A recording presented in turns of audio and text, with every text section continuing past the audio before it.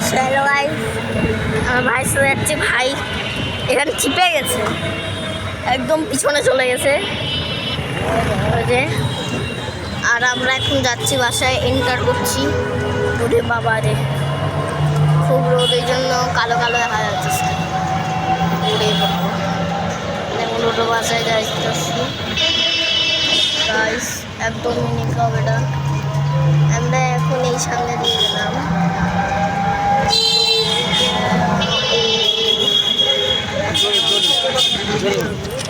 So guys, এখন আমরা আমাদের বাসা অনেক কাছাকাছি, স্কুলটা আমাদের প্রায় পৌঁছে যাচ্ছি।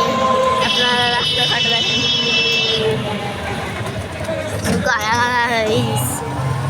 আমি পা দিয়ে নিজেকে ধরে রেখেছি ছাতির মধ্যে,